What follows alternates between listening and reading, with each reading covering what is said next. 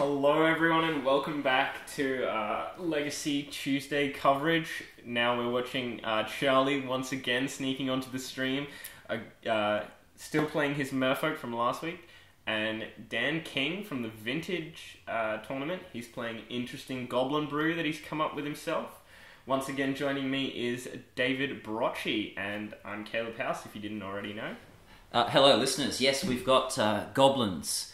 Ever since Legacy's been Legacy, Goblins has been Goblins. Goblins has been around. We've got the majority of its cards from Onslaught Block, and it used to be one of the 3 tiers of Legacy, essentially.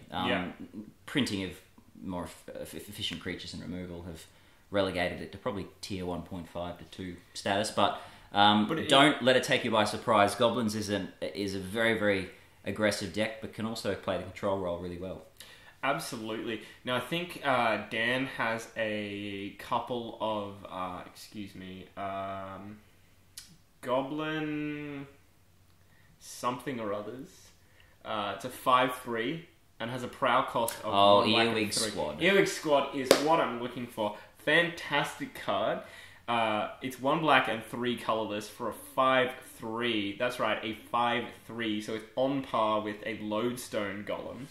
But on top of that, if you dealt damage with a Goblin and then paid the prowl cost, you get to exile a whole 3 cards from your opponent's library.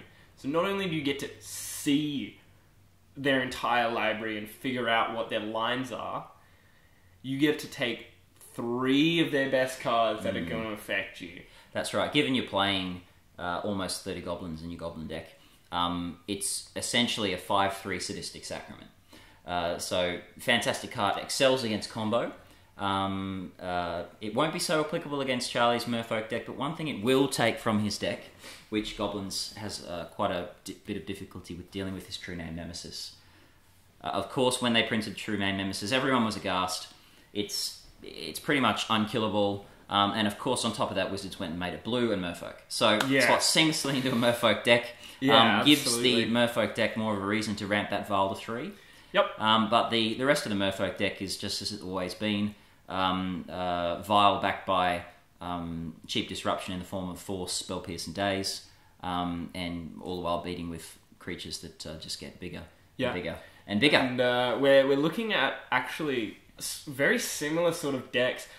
Charlie probably being more on the control side, whereas Dan's going to be more on the aggressive side and just flooding out with loads of goblins here. I don't know if I actually agree with you in that. I think goblins can play the control role a lot better than Merfolk can. Given that he runs Rishton Ports and Wastelands, and also that he has a card advantage engine, Charlie doesn't. Because Dan has Ringleader. And Charlie really doesn't have anything. I think what this may come out as Charlie dropping True Name Nemesis and trying to beat Dan to death, and Dan simply chump blocking, tapping down mana, and eventually overwhelming Charlie with card advantage from those ringleaders. So, I don't know, if I was Dan that's playing Goblins, it's probably how I'd be playing it, but we'll see how the matchup plays out. Yeah, absolutely. And Dan's very well off here. We see a turn 1 Ether Vial from Charlie, and that is probably that's the best play that Merfolk can lead with on turn 1, in my absolutely. opinion. And he's mirrored it. See it right back from Dan. Seems like we're gonna have a bad lens. Now, unfortunately, all right. Mount into Ether Vial, and Charlie's gonna daze that, and that's a really smart play because. If, as I think he is going to be on the aggro path in this game, he doesn't want Dan being able to put creatures in at instant speed and leave up mana to disrupt him. Absolutely. With the Wastelands and the Ports. And a similar, if not better, turn 1 play from Dan is probably a Goblin Lackey on turn 1. Yeah, Lackey's real beating if you can't block it. Absolutely makes dreadful. that Goblin go really fast. So Charlie's ramped his Vial to 1, replayed his island, passed the turn. Dan is dropping a Cavern of Souls, which is going to be excellent for him. Yep, so we're going to see a Warren Instigator. Now Charlie's counterspells are essentially useless if he's casting Goblins. So Warren Instigator. Double strike. That's right, it's a Goblin Lucky on steroids, ladies and gentlemen. A 1/1 double strike. Absolutely nuts. It is, and it's in its edition. It's a mythic rare from Innistrad, I believe. Some Goblin decks play from this. Innistrad. Is it from Innistrad? No. My apologies. That's from Zendikar. The Zendikar block, yeah. My apologies, Zendikar. But some Goblins decks play this, some don't. Personally, I think it's a bit too strong not to throw in there. Yeah, it's very good. So Charlie leads off his vial Charlie with getting in on his draw engine. Curse Catcher, Silver Adept, drawing the card off that. Interesting that he didn't Aether Vial that in and leave up mana for his Spell Pierce, or I don't know. His Spell Pierce is probably a fairly dead. Spell Pierces are probably almost dead. I'd say the only non-Goblin spell Dan's going to be casting is Aether Vial. Yep. Because given that he's black, he's probably on Warren Weeding, which is a Goblin spell. It's a tribal. Yep, very true. And Charlie's going to chump block there. Dan dropping a Goblin Lord, gives it +1/+1 and has haste, and gives haste to all your other goblins. It does as well. It does. So it was interesting. Dan has powerful stuff. Oh, very powerful. It's interesting. Dan flicked from the control role there to the aggro role in one matchup, because essentially he could have sat with his Warren Instigator and blocked both the Curse Catcher and the Silver Adept because of the first strike. But now, given that he's dropped the Chieftain, he can now swing with that Warren Instigator, and he'd be able to kill both of them. Yeah, and see, this is something I don't know why Charlie did last turn. He actually paid the full cost for his Silver Adept. Yeah, instead of just vialing it in. Not He's sure. going to play a Regery there, so that makes his Merfolk more powerful. It does, and most importantly, you get to do you get to do some shenanigans with tapping and untapping things. Yeah, so you can drop a lot of one-drop Merfolks and go for a bit of a Storm Count. You can Brain too. Freeze.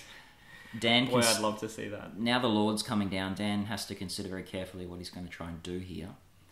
Because once they start piling up, you have to be very careful with your blocks. Absolutely. But like you said, he does still have that double striking Goblin. So we're going to see a Tar Fire on that Regery. Dan going to set him up taking the opportunity to use his basic Mountain to play that. Yep. Given that he knows he can play around days. He's quite happy to play for force. There we go. Yep, so it's a good choice from Charlie there on the block. And Dan obviously swinging with both because he wants to get the extra damage in. I'm surprised, however, that the Silver Adept blocked the Instigator and not the Chieftain. I'm absolutely not. You think that he's worried about getting two goblins from the hand into play, do you? Yeah, absolutely. And if Dan goes Goblin Chieftain off that first drop, then it's going to be a dead block for him. It is. But Charlie rules back here with a true name Nemesis. Now, that ought to, either put the brakes on what Dan's trying to do, or really allow him to pump the damage through unmolested. Yep. Now, interestingly, Dan played that Auntie's Hovel tapped, which suggests to me he doesn't have a goblin in his hand that he wants to show Charlie. Yeah, so he might be trying to keep a sneaky one behind. And I would expect that given the board state, it might be a Warren Weeding he's got there. Because I would imagine that he wouldn't want to show that to Charlie. Yeah, quite possible. Discourage Charlie from dropping any more creatures.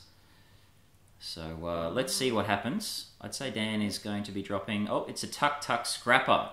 Very nice. Charlie can kiss his Aether Vial goodbye. And also take one damage for his troubles. Exactly right. That's an addition that's come from... also Zendikar block. Yeah, Zendikar block provided a fair few good goblins, actually. Yeah, quite nice. And Dan making good use of them here. There's a Badlands coming down for the turn, so Dan's certainly got access to a lot of mana now. Yeah. That will take him up, importantly, to Siege Gang Commander mana. Hard casting, yeah. Which is an excellent card against Merfolk, because you could just ping those tokens off to kill those Merfolk. But we've seen Charlie drop a second... True name Nemesis. So things are getting really tough for Dan here. That's right. Even if a Warren Weeding comes down for him, he's simply going to get rid of a Silver Adept, and he's still going to have two True Name Nemesis on the board. And there's a Spell Pierce from Charlie, which, it's not really going to do much. But there's the Siege Gang Commander. That's a Kiki Jiki, actually. Oh, that's a Kiki Jiki. That's a Kiki Jiki. My apologies. So, that could change this game a little. Depends on what Dan has in hand, absolutely. It does, but let's see what Charlie does now in his turn. Plays a Lord and swings. Ooh. That seems like a good play to me. Yeah, so that's really going to start hurting Dan. He's only swinging with one True Name Nemesis, though, leaving that's the... That's a smart play, because Charlie can just as easily clone it with that Kiki Jiki. Yeah, that's right. Charlie will be in real trouble. Now, that's a nice combo I can see there from Dan. Yep. So, end of turn, Dan's going to make a clone of his Lord. Yes. And take advantage that it doesn't go away until the beginning of the next end step. Yeah. Because it's a triggered ability. Yeah, trigger. Absolutely. Unfortunately, though, Charlie's going to just take a quick check with the judge there. Unfortunately, though, because Charlie has his own Lord in play. That True Name Nemesis is still going to be able to block. It is, and it's probably going to be big enough to kill anything that Dan throws at it. So Dan looking to the top of his deck to provide him with some. Well, if he hits another Tarfire, then he's in pretty good position. Yeah, or perhaps the better card to hit now would be a Ringleader, because another strategy would be to just flood the board with goblins. Yeah, but he's on not a lot of lines. He's not, you're right. But a Ringleader would do fairly well for himself. So now he has 3 Lords, which means his Warren Instigator is a 4/4, and all of his Lords are 3/3s, and his Tuck Scrappers are 5/5. Unfortunately, that's going to die, though, that Warren Instigator. No, yes it will, because he has his own True Name Nemesis is a 4/2 at the moment. Yeah, because it is just a 1/1 by itself. Because it has protection from Dan. Unless he can... unless he does have that Warren Instigator, in which case... Tarfire. Yes. Is he suckering the block here? Quite sure what he's doing. Might be scooping. That looks like it. Yeah. Yeah. So that was really quick. 2 True Name Nemesis is probably too much for him to deal with, unfortunately. So I'm actually not sure who won that game. My apologies. I'm pretty sure it was Charlie. That looked like a scoop from Dan. Right. He blocked with his Silvergill Adept and the True Name Nemesis, and then his Warren Instigator, swinging back for the win. I think Dan had not realised that it was not going to survive that, even with his tricky tech there. Yes, a triple Goblin Chieftain. Now that Kiki Jiki is really powerful, because having gone up against Dan, I know that he's running some Cabal therapies, excuse me. And being able to go 1 black for a Cabal therapy, clone whatever I want, and sacrifice that token to sacrifice Cabal a therapy. token, which is not a big issue for Dan. He can just strip your hand of anything useful, and I really got hit badly from that in my matchup against him. So even though Dan's running 61 cards in his Goblin Brew, it's nothing to be scoffed at. Now, the Tuk Scrapper as well with Kiki Jiki is quite a good card to go up against Mud with. Oh, yes. He can slam one of them with a Warren Instigator on turn 1. Goblin Lackey turn 1 into Warren Instigator, or, Tuk Scrapper. That's you're done there. Essentially, it's like a Shattering Spree and a stick. Yeah, you're not coming back from that. No, it's every difficult. artifact you play is just going to hurt you. Just looking at Charlie's sideboarding here, it seems that he's taking out a combination of Daze and Spell Pierce, and bringing in 2 Echoing Truth and a Umezawa's Jit. Yep, no, I like the plays there. Umezawa's Jit's going to be really good. Yeah, it really does win the creature matchups. Goblins have quite a low power and toughness, unless you drop some of those Lords. And we all know how bad True Name Nemesis is when it hooks up a Jit. Oh, just brutal. I don't even want to think about it. No, neither do I. But there's also that the Spell Pierce is not going to do a lot against Dan. No. He didn't see the Cabal therapies, or any Warren weirdings. So he can't be sure. but leaving a couple in is a good choice. But it's not really going to help him. It was a dead card in hand for that whole matchup, as we saw. So it was Charlie leaving his dazes in over the Pierces, which is good because Daze is a hard counter. Yeah. Whereas Pierce really only hits Vile, as we said, Warren Weirding and Tarfire. And excuse me.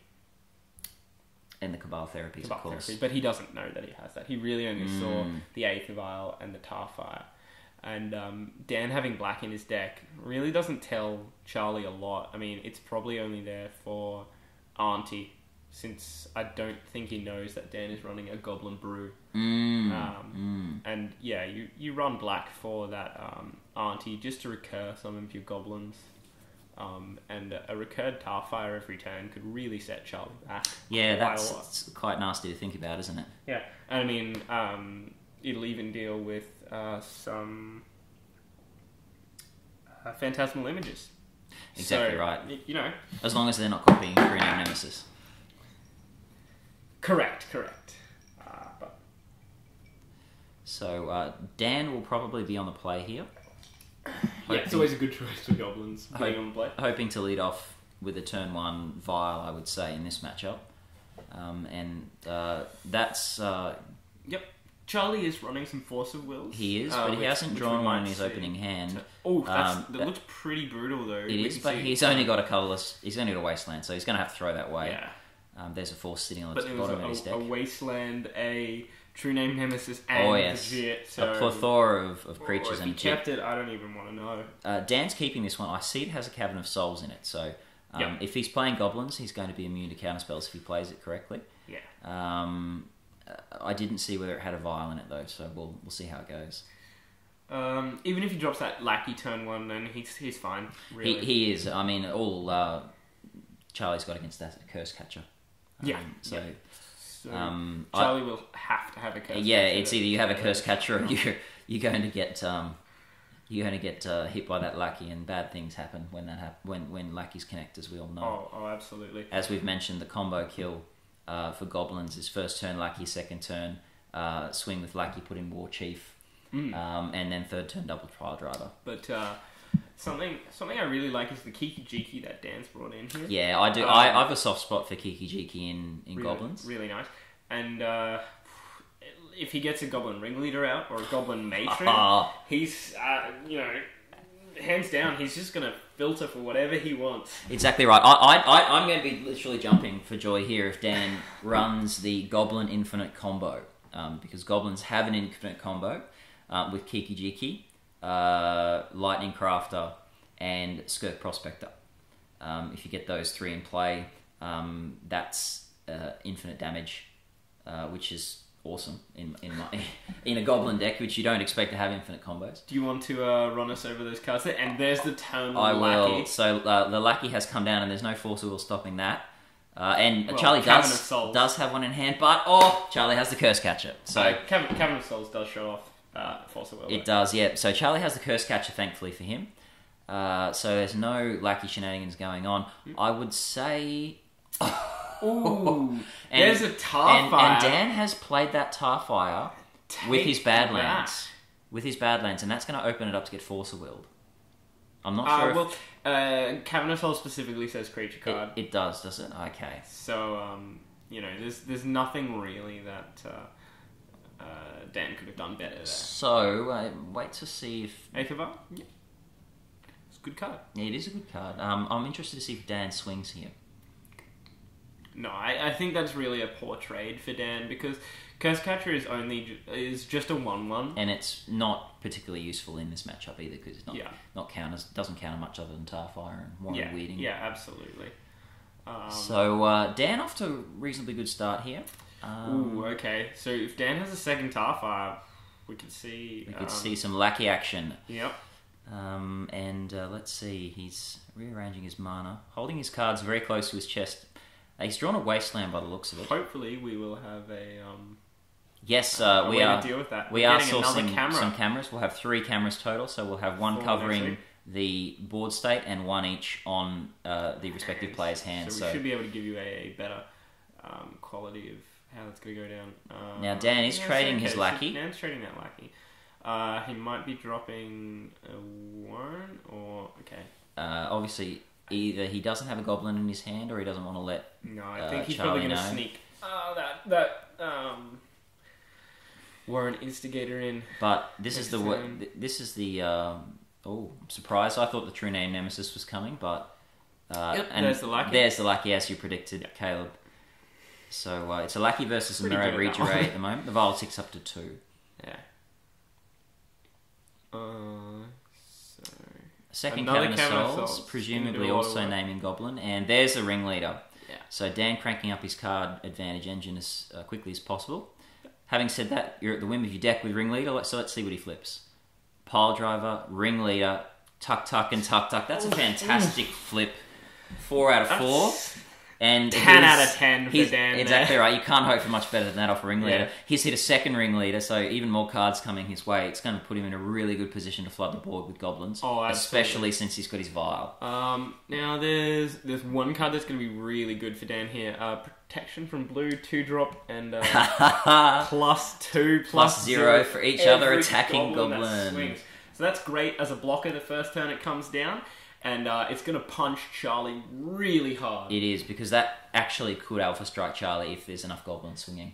Even if Dan drops that and drops a goblin... Kiki Jiki.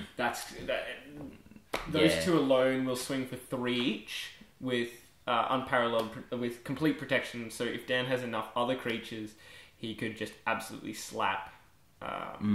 Charlie. There's a nice little play there from Charlie. He's playing his Silvergill Adept, revealing true name, triggering his Regenerator, untap an island, leaving him with 3 mana to play his true name. So well done, Charlie, to use the interaction of Mero Regeray there. And he'll have another untap from his Regeray here. He will, which he has... There's the Goblin. Forgotten to trigger. Yeah. So he's left that... Or he might be targeting Warren Instigator there. So he's targeting the ringleader, yes, with the Regeray trigger. The Instigator, I think he targeted. The Instigator? Yeah, that was already tapped. He swung with it. It has haste. I believe Dan has put that one into play in response. And I think that's what we were talking about, the protection from blue. Yeah, so he's going to be able to block that with his pile driver. That makes it very hard. Makes it very hard for Charlie here. Charlie's deep in thought now. I hope we get to see a Kiki Jiki cloning that pile driver. Oh, it's not going to be ending well for Charlie if that does happen. Pile driver is one of the cards in Goblins that has actually made way for other cards to fit into the deck. It was considered one of the core cards, and there was a time where you wouldn't find a list without 4 of pile drivers. But now it's actually down to a 2 or a 3 of in most lists, just to make way for most notably Chieftain, but also Warren Instigator, Tuck Scrapper, and a lot of other Goblin cards we've had come into the format. So Dan untapping, triggering his Vial up to 3. And you could see a Matron coming down here. Drawing a card. And that's going to be absolutely brutal. If Dan drops a Matron and has 1 more land, we could see a Kiki Jiki. Just Tudor combo package going insane. And if he drops Kiki Jiki... but he is going with the second ringleader here. Let's see what we get. Be interesting to see what he hits. Cavern Soul, Auntie's Hovel. Warren wearing a Chieftain. Now that's not too bad. So he can drop that Chieftain, so that's really good for him. Exactly right. So all of his ringleaders will be getting +1/+1, which mean that they're out of they're not out of reach from the Silver Guild, but not quite. This is a big, quite a big play here for. Yeah, so there's a lot of pressure on Charlie at this point. I don't really think he can swing with that true name. No, it's going to have to stay back on the defense. He's going to get absolutely pounded. And it looks like Dan's going to go for it here. Dan playing a Chrome Mox in his build. Exiling a Tuck. Which makes sense given that... Goblin Lucky. Charlie doesn't like that one. You can see there he hasn't got an answer for that. Yeah.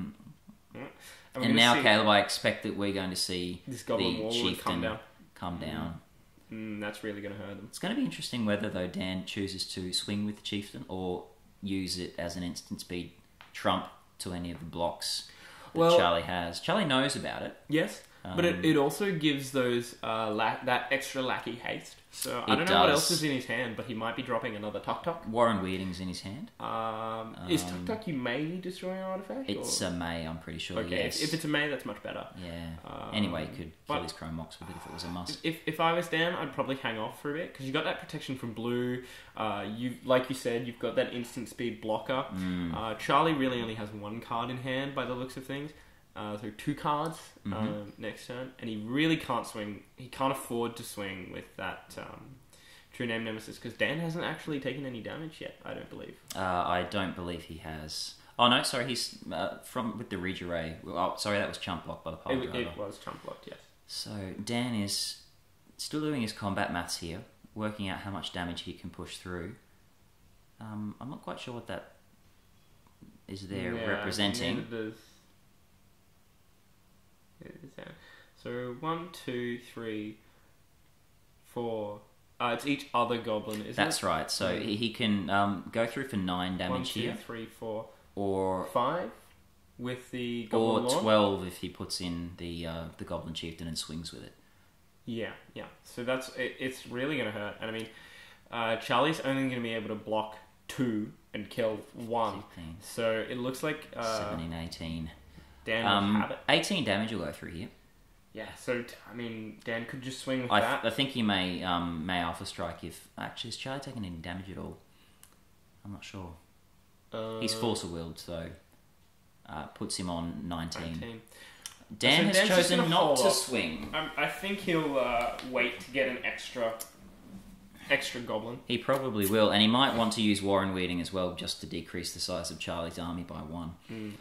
He could even use Warren Weirding himself. Or I think Warren Weirding on maybe one of his lackeys is probably a better play. Does he get 2 tokens? He will get 2 tokens out of it, which would make Pile Driver bigger. Yeah, will count for Pile Driver, and I think that's game, to be honest. Charlie's swinging with his True Name Nemesis, which will just go through unimpeded, of course. But Dan's not really bothered by that. 3 damage. There's a Curse Catcher, and he's cleverly untapping the True Name there, so he has got an extra. Yep, that's a solid play. End of turn. Dan's gonna Goblin Chieftain, of course. Rock out the Goblin Chieftain, and now there's a Weirding in hand. Val goes up to 4. That up to 4. So, a bit risky since he doesn't know what this card is. I think it's just a land. I think it's another chieftain. Oh, okay. Yeah, I think that's another chieftain from Dan there. That gets his Tuk Tuk into play. But personally, that's a second chieftain. So now I think the game is well and truly over now because that Pile Driver is coming in for 1, 2, 3, 4, 2, 3, 4, 5, 6, 7, 8, 9, 10, 11, 12, 13, 14, 15. Tuk Tuk. We're going to see a Tuk Tuk drop here. Mm-hmm. Yep. And he's got the Warren Weirding. And that prompts a concession from Charlie. Game for Charlie, but he'll be on the play, which is really good. So, Charlie just pointing out that shit that he's brought in. I know. But there you go. There's the raw power of Goblin Ringleader. Yeah, absolutely. That card the 4-drop uncommon it just provides goblins with so much gas. Given that if you're flipping 4 cards, half of your deck is goblins. Probability-wise, you're looking at least 2 goblins usually. Absolutely, and we didn't even get to see the Kiki Jiki combo, but no, I wanted to mention that goblins. Like I mentioned, don't be fooled. Goblins does have an infinite combo, and you use Kiki Jiki, Lightning Crafter, and Skirt Prospector. So what you do, you need all of those cards there. So you have Skirt Prospector in play. You then have Kiki Jiki in play. Skirt Prospector is sacrifice a goblin, add 1 red mana to your mana pool. Okay. So what happens is Skirt Prospector is in play and Kiki Jiki is in play. You play. Let me see here. Just trying to remember the intricacies of it. It's been a long time. What was the last card? Sorry. It's been a long time since the Lightning Crafter. Which does... So you've got Lightning Crafter in play. Lightning Crafter champions a goblin. Okay. So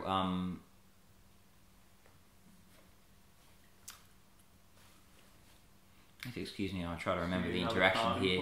play. It's Lightning Crafter taps.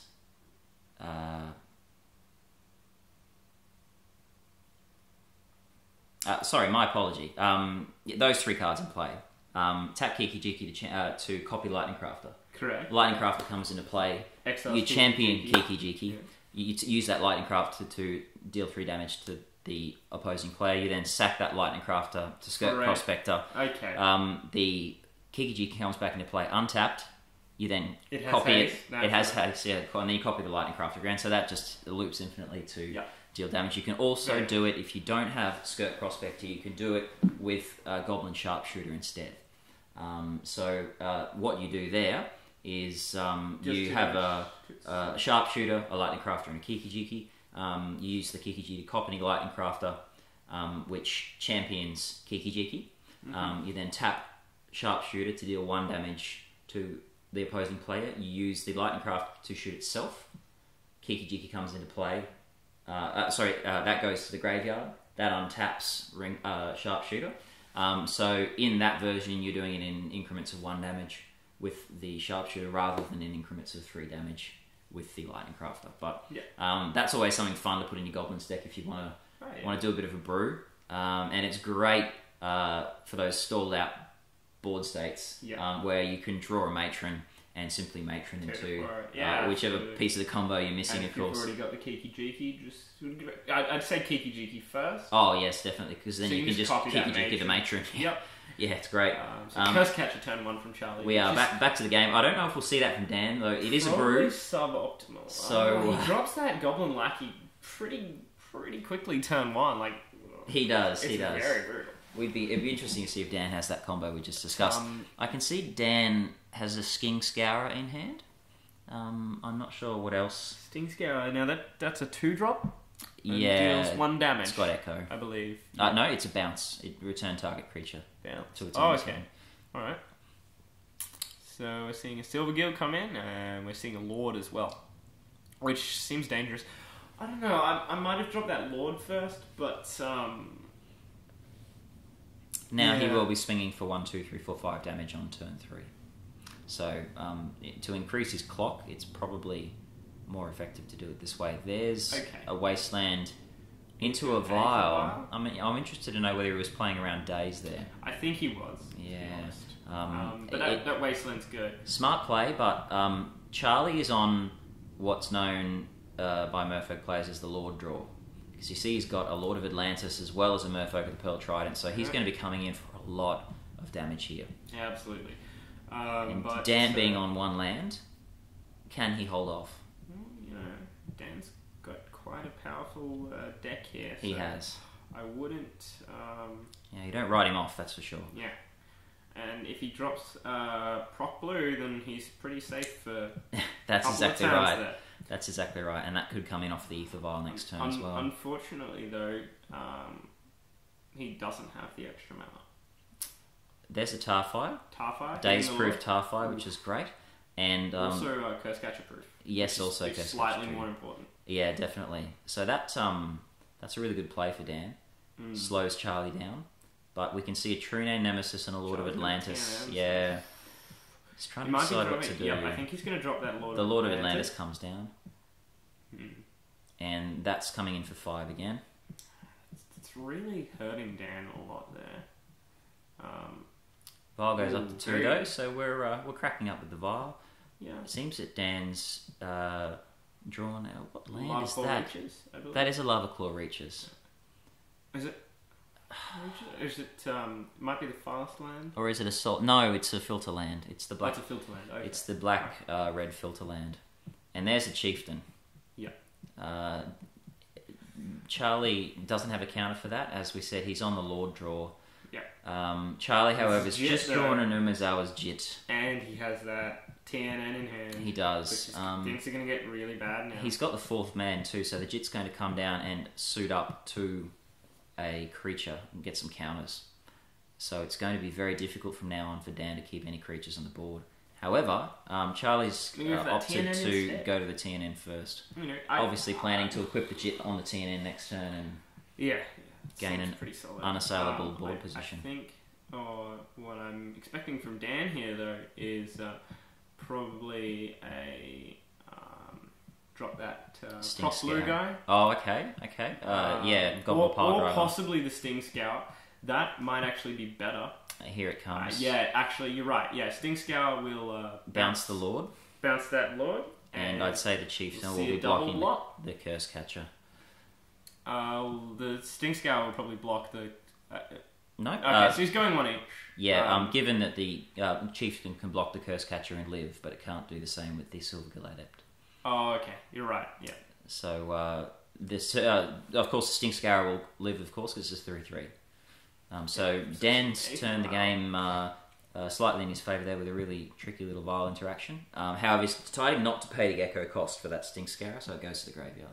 Yeah, unfortunate, but, I think it was worth it. He's taken out two of Charlie's done creatures. quite a good job there. So he's got another 3-3, so we might see another Chieftain. And there's a Warren Weirding.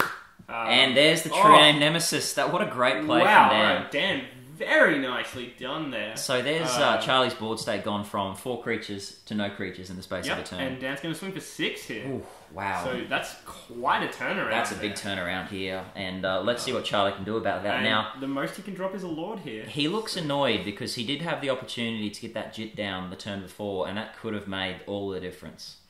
The Jit, however, is going to come down now, but it's not going to be able to be equipped. Well... I don't think it would have made that much difference. It would have taken if he played the Jit, it would have taken the it would have taken the Chieftain in response. And you're then right. yeah, yes, so, you're right. So this would be totally different if that Jit had come down a turn earlier. So I think the Jit was probably the play that we were looking for there. And there's a tuck scrapper on the Jit. So again, that Jit just coming in a little bit too late. And I think. And there's the Pile Driver. There's the Pro Blue. So, so we're looking at 4 from the Pile Driver naturally. And there's the concession from Charlie. Yeah, there's 10 and then another 6. Yeah, Charlie's done for here. Goodness me. And that really shows you the power and explosiveness of Goblins. Yeah, Goblins absolutely a nuts deck. If you can't stop it, there's not a lot you can do. Charlie, his crashing Merfolk didn't do anything for him. And the surprising thing was that he came out to a really strong start. He had 4 creatures on the board on turn 4, and then ended up with no creatures on the board in the space of a single turn. So just illustrates how fast Merfolk is, but also how resilient Goblins is. Hey, just a question. Why doesn't Merfolk run Master of the Waves? I know it's in Charlie's list as a one-off. It is? I believe it is. Okay, I saw a flash of it, and you might see here when he's going through his deck another flash of it. But I'm pretty sure it's in there as a one-off. Didn't get to see it in the matchup, unfortunately, so I don't know how it'll play. Fair enough. Just seems like something you want to be dropping, especially against something as potent as Goblins. That's right. I mean, I think there's only really one Black Goblin that Dan runs, and that would be the... Which is the Ward Boggart-Auntie. The one that returns the creatures. No, it's Black and Red. Oh, sorry, my apologies. The Earwig Squad. The Earwig Squad, yeah, that's right. And Earwig Squad would have been going out in this matchup, I imagine, anyway. Yeah. Well, it might take out those TNNs. Could take out the TNNs. It's usually more of a combo-oriented it's good against deck, though. Combo. That was a really good matchup of Magic. 2 absolutely real classic creature tribal decks going head-to-head. One and both, very storied performances in the format. But it will be Dan going on with the victory to the next round over Charlie and his Merfolk deck. Yep.